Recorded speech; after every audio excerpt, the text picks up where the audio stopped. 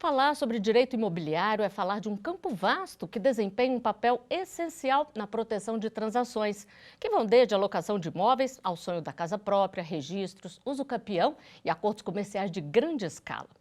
No artigo 5º de hoje, vamos falar sobre este tema e entender um pouco a dinâmica do mercado no Brasil. Vamos saber ainda como a Lei 14.382 de 2022 impactou esse ramo do direito. Sobre o tema, eu converso com Gabriel Chiavegatti, advogado especialista em direito imobiliário. Doutor Gabriel, para a gente começar, qual legislação que regulamenta o direito imobiliário? Antes de mais nada, Flávia, é um prazer estar aqui com vocês. O direito imobiliário está espalhado dentro do nosso código. Ele está desde o Código Civil até regulamentações que estão na Constituição, como direito de propriedade, as bases na Constituição, mas o fundamento dele, ele é a regulamentação privada, ou seja, a regulamentação civil. Mas durante esse período todo, um período de formação do nosso direito, nós construímos algo que tem que ser vangloriado, que é o direito registral. Então, a Lei de Registros Públicos, ela trouxe especificações que são próprias do nosso país, que para algumas pessoas parece burocrático, mas ela tem uma função muito importante que é trazer segurança para essa transação comercial. Então, nós temos diversas leis que envolvem desde lei que define, por exemplo, registro público, lei que vai definir regularização fundiária, lei que vai definir regras específicas para familiares, como isso vai se dar numa espécie de doação, numa espécie de transação entre pessoas. E, claro, o CTN, né, que é o Código Tributário Nacional, que define regras para a tributação sobre essa transação comercial. Comprador de boa-fé, ele não é responsável quando tem um ônus ali que não estava previsto. Essa lei, ela garante uma maior transparência, uma maior segurança jurídica? Não, ela facilita a situação para o comprador. Antigamente, a gente tinha toda uma preocupação, tanto da legislação do Código Civil, da legislação de registros públicos, em que o registrador ele tinha que requerer que o vendedor apresentasse para fazer a venda algumas certidões negativas. Ou seja, ele tinha que apresentar que aquela venda era uma venda válida, que ele não estava querendo fraudar credores com aquela venda. Então, ele apresentava certidão negativa de ausência de processos no tribunal, certidão negativa de ausência de débitos tributários juntos à Secretaria de Fazenda Estadual, Municipal, da União. Ele apresentava, eventualmente, ausência de processos de falência, para mostrar que ele não estava numa situação de falência. O que a Lei 14.382 trouxe para a gente de diferença é que ela simplificou um pouco mais. Isso já é um processo que já vinha ocorrendo desde a 13.977. Ele simplifica um pouco mais quais são as certidões que eu tenho que apresentar para fazer o registro. Então, a princípio, hoje em dia, o que eu preciso apresentar? Eu vou precisar apresentar que eu sou o dono do imóvel e que aquele imóvel é o imóvel mesmo que eu estou negociando. Então, eu apresento uma certidão de ônus que já vai conter essas informações. Se eu sou o dono do imóvel e se aquele imóvel é realmente individualizado, se está correto, se aquilo que eu estou vendendo é realmente um imóvel descrito como ele deve ser.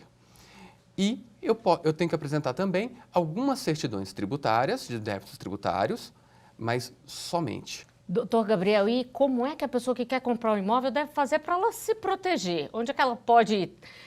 Quer comprar um imóvel? Vai logo no cartório de registro de imóveis da cidade, é isso? Isso, assim, o cartório de registro de imóveis, essa certidão, essa ônus, né, que a gente chama que é uma certidão quando a gente fala de certidão de ônus, a gente está falando de certidão que contém todos os gravames ou tudo aquilo que pode, de alguma forma, atingir a propriedade, né, ou o negócio jurídico.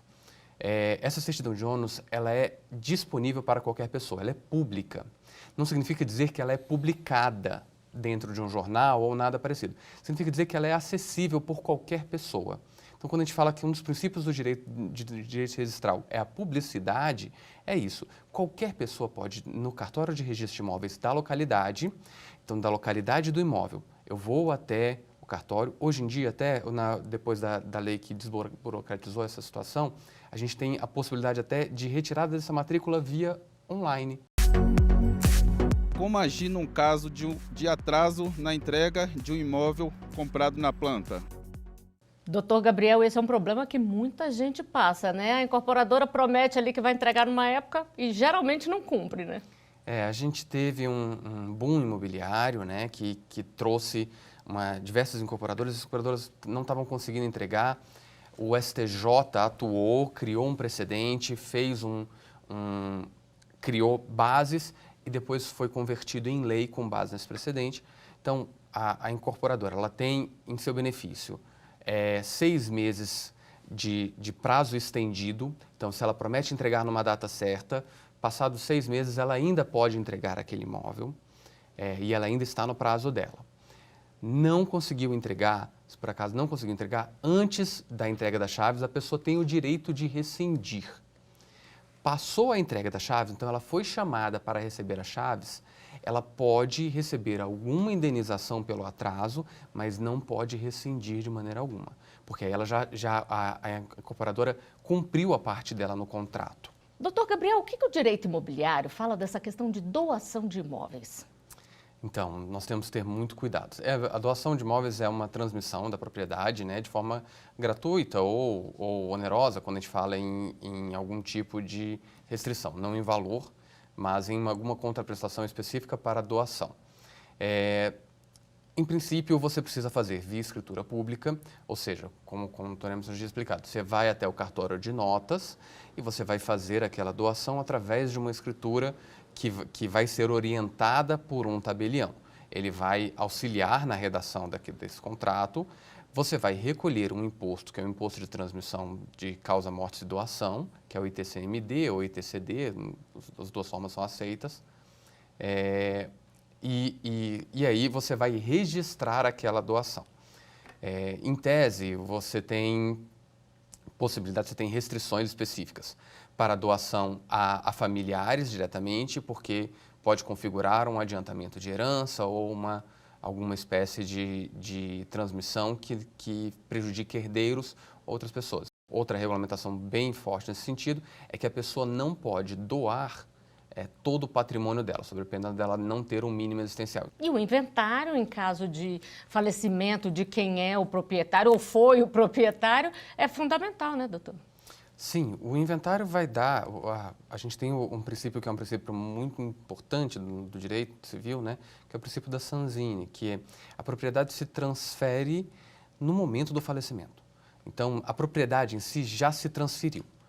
Mas, como a gente sabe, o registro, né, ele é fundamental para que eu possa dar sequência àquele imóvel, para que eu possa transmitir e utilizar aquele imóvel. Aquele imóvel fica irregular porque está no nome de uma pessoa falecida que não pode atuar no mundo civil com aquele imóvel. Ele permanece irregular enquanto as pessoas não vão até o registro e regularizam a situação. Ele já é proprietário, os herdeiros já são proprietários. Eles respondem tributariamente, respondem perante dívidas específicas, mas no monte da herança. Até a partir do momento daquela posse, eles se tornam responsáveis próprios. E vamos à última pergunta que a nossa produção recebeu. O que é uso capião? Doutor Gabriel, a gente já até falou aqui da questão do uso capião, mas explica pra gente. Uso capião é uma questão de fato. O que a gente tinha há muito tempo atrás, isso se tornou uma dúvida, né? A vida acontece, a nossa situação acontece, e quando passa aquela situação registral, muitas vezes vai ficando para trás, vai se tornando irregular o imóvel. O direito criou um instrumento de regularização imobiliária, que é um instrumento de regularização pela posse. Então, com o passar do tempo da posse, se ela é uma posse que não é contestada, que ela é mansa e pacífica, que é os termos que a gente utiliza, se é uma posse mansa e pacífica, ela permanece no tempo, aquele possuidor se torna o proprietário. Isso é uma coisa que gera muita dúvida e aí a gente tem que esclarecer desde já que tanto a nossa Constituição, no 183, quanto o Código Civil, eles impedem que imóveis públicos sejam passíveis de uso capião. Então, imóvel público, o tempo de posse não prescreve, Só não vale faz... para imóvel particular. Só vale para imóvel particular, esse é um ponto importante. E o segundo ponto, que é um fundamental, é que a pessoa não não seja contestado aquela situação da posse específica. Se a posse é mansa e pacífica, a pessoa, com o tempo, não precisa da ação, a ação meramente declara a situação.